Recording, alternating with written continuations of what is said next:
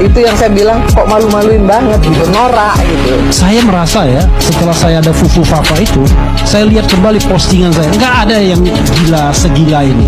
Walaupun lawan politik, nggak ada saya menghina sampai masalah pribadi. Ini mohon maaf ya, homo lah, kemudian nggak ada pasangan dan lain sebagainya dan lain sebagainya. Buktinya semua rakyat mendukung saya, mendukung ucapan saya. Memang norak. Tapi setuju nggak kemudian kita menghina orang dengan bilang bijinya tinggal satu?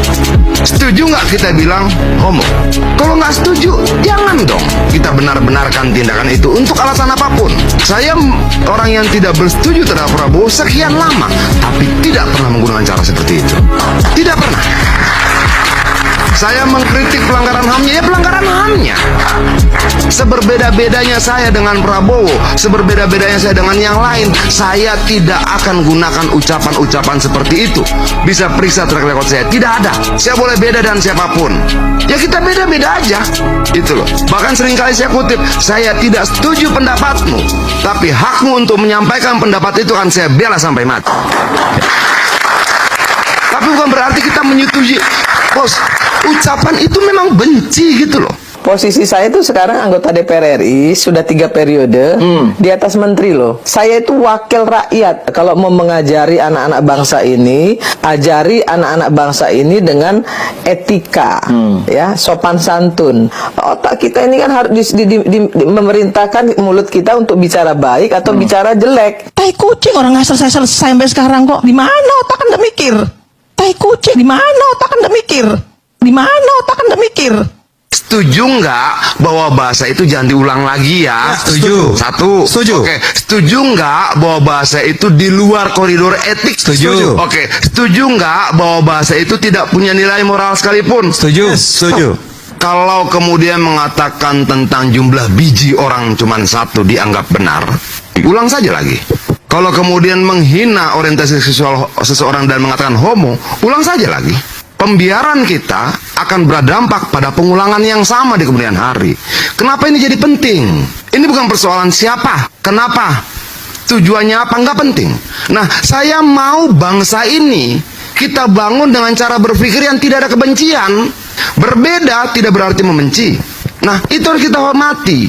Itu loh. Banyak orang bilang lu anti Prabowo. Iya, dalam konteks sejarah saya harus berdiri dalam posisi itu. Tapi pernah nggak saya ngomong soal seperti itu? Nggak pernah.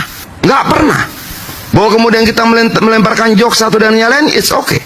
Tapi jangan pernah menghina seperti itu. Bangsa ini terganggu ketika ada orang berucap seperti itu dan kita anggap sebagai sebuah hal yang biasa. Percaya deh, lu biarkan akan terulang dalam berbagai bentuk yang lain. Dan saya tidak mau kita pakai nilai-nilai universal. Itu loh. Bos, lu bisa cek bagaimana sikap gua terhadap Prabowo dari dulu. Tapi sebentar, gua tidak akan mau gunakan bahasa seperti itu. Enggak. Jadi ketika kemudian ada orang bilang begitu terhadap Prabowo sekalipun, gua terganggu loh. Enggak begitu. Kita beda, tapi tunjukkan yang beda. Jangan hina apapun yang melekat pada dirinya, jangan hina apapun yang melekat pada siapapun, jangan. Tidak ada orang yang pernah meminta dan diberikan kesempatan untuk memilih, itu loh, jangan. Nah, itu harus jadi sikap tegas kita. Dan jangan kemudian itu dibenarkan, dibiarkan dengan alasan, itu kan kemarin, kan yang diomongin nggak merasa apa-apa, nggak boleh. Tolong. Semakin dibiarkan perdebatan seperti ini, akan ada nilai-nilai yang bergeser terus semakin jauh. Fufu Fafa itu menghilangkan 1.200 postingan. Padahal kurang lebih ada 5.000 postingan. Dihilangkan 1.200 postingan itu. Bisa dicek. Saya juga sudah ngeceknya. Yang kedua, Fufu Fafa mengganti identitasnya. Dari Gibran ke Slamet. Saya bilang Slamet, ya kan? Jadi ada netizen yang dengan jahilnya mengirim uang ke GoPay, yang muncul nama Gibran Rakabuming. Yang dikirim adalah nomor handphone yang didaftarkan ketika mendaftar sebagai calon wali kota Solo. Jadi confirm itu adalah nomor handphone dia. Lalu nomor handphone itu kemudian dikirimin uang melalui GoPay, muncul nama Gibran Rakabuming. Tetapi belakangan sudah berganti menjadi Slamet. Tetapi virtual account nggak bisa diubah karena virtual account tetap muncul nama Gibran. Artinya ada upaya untuk melakukan pembohongan publik atau penghilangan jejak. Menurut Roy Suryo, dengan berdasarkan ilmu yang dia punyai, banyak sekali fenomenanya soal GoPay, soal kemudian postingan selamat ulang tahun, atau postingan yang mirip, cili pari dan fufu fafa dan lain sebagainya. Dia berkesimpulan 99,9% fufu fafa adalah Gibran. Dan terakhir, bocor alus Tempo itu sudah membocorkan kepada kita bahwa ada pengakuan dari sang adik bahwa fufu fafa memang kakaknya. Bahkan BSSN juga sudah demikian menurut Tempo. Kita kan tidak mungkin bertanya langsung kepada Gibran, karena kalau ditanya, kata Gibran takon sing duwe, artinya. Ya, oke teman-teman, kembali lagi bersama saya di channel ini. Nah, teman-teman, di mana tadi kita telah melihat dan telah menonton cuplikan video yang sangat dan begitu menarik tentang permasalahan kasus ijazah palsu Joko Widodo. Jadi teman-teman, di sini mari kita lihat apa yang menjadi tanggapan dari para netizen tentang cuplikan video tersebut. Ya, di sini teman-teman, mereka menyampaikan di sini alumni 1985 segera gerak buat tangkap Mulyono bikin kisruh UGM. Jadi saya berkeyakinan Jokowi akan tamat kebohongannya. Nah, buktikan kalau memang asli, kenapa takut kalau memang asli? Artinya, ya, seterusnya Jokowi bicara di pengadilan terus tapi tidak pernah datang. Nah, paling diulur-ulur itu bikin ijazah baru yang mirip dari UGM, sekali bohong akan menutupi kebohongan lain, akhirnya ngibul dan ngibul. Nah, kira-kira gimana ya kalau Pak Jokowi dites kebohongan pakai lie dextoro? Jadi inilah negeri Konoha, semua sudah jadi bodoh karena persoalan ijazah ini. Nah, pidanakan sudah orang pembohong ini, rakyat menjadi lelah dengan kebohongannya. Jadi dari dulu menentukan ijazah asli seorang adalah cukup bandingkan dengan ijazah yang sama-sama fakultas dan sama-sama lulusan tahun yang sama, pakai forensik yang netral, beres. Hanya orang-orang goblok yang bikin susah. Nah, kuasa hukum Mulyono rata-rata temperamen, beringras, emosional, dan anti malu, narasinya nyeleneh. Nah, pejabat publik wajib menunjukkan semua yang ditanyakan dari rakyat. Nah, berkacamata bukan milik Jokowi, bapaknya Gibran, dan segera dihukum keluarga Jokowi.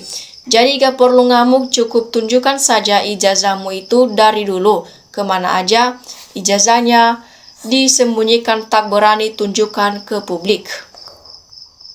Nah, kalau kasus yang sederhana bagi orang yang punya ijazah dan diminta untuk menunjukkan ke umum, kecuali ada masalah dengan ijazahnya itu.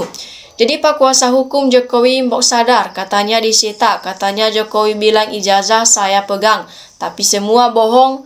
Rakyat jangan buat mainan, semua pegawai juga presiden uang rakyat yang buat ngaji sadar.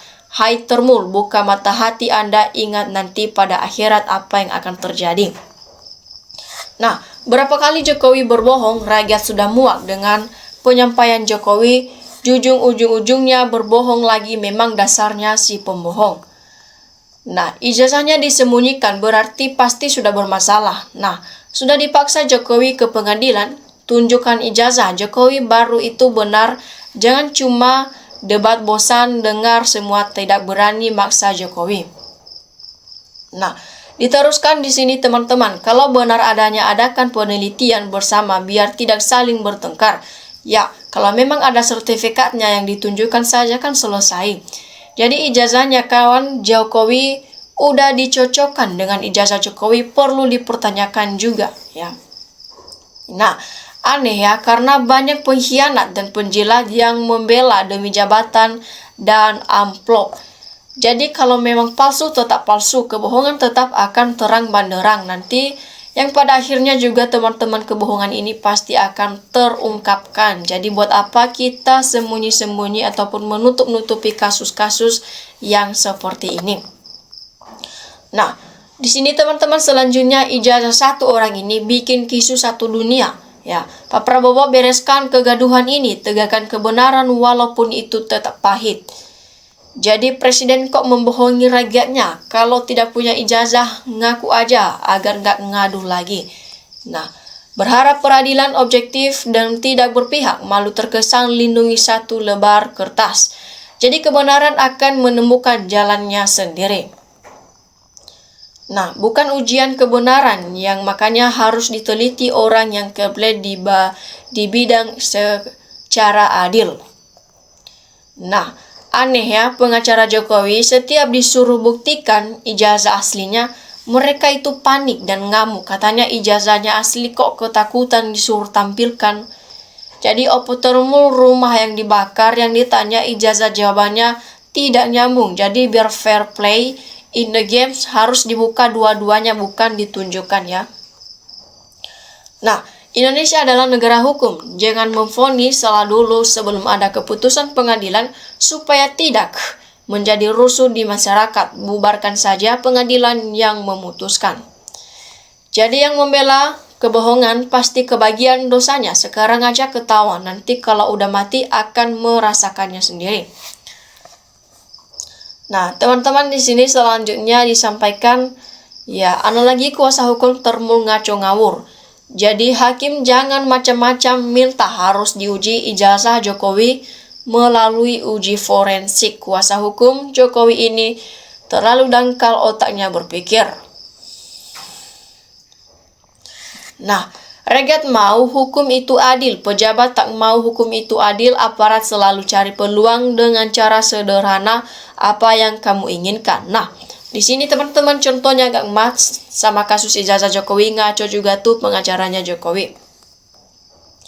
Jadi bukti jangan disebutkan, nanti ditiru pihak termul.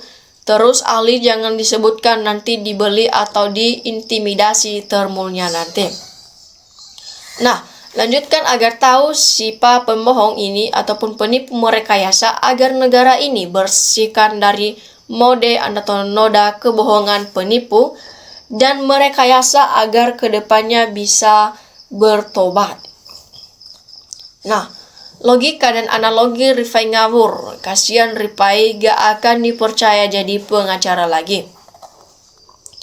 Nah, seterusnya teman-teman, pokoknya di uji forensik disaksikan secara hukum ataupun secara umum kedua belah pihak, jangan sepihak-sepihak saja.